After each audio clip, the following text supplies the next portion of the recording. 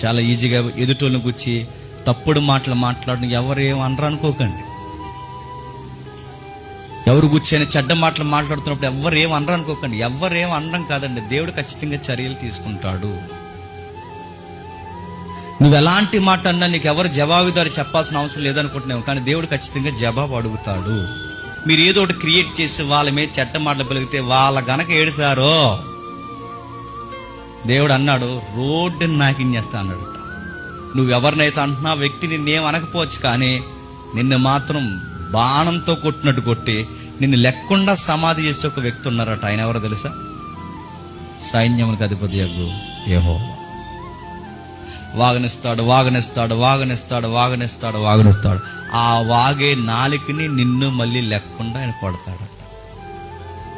ఎవడు తనను తాను తగ్గించుకుంటాడో చెప్పండి, వాడు హెచ్చింపబడతాడు. ఇతరులను తగ్గిస్తే నువ్వు హెచ్చింపబడతావు అనుకోండి, నీ అమాయకత్వం.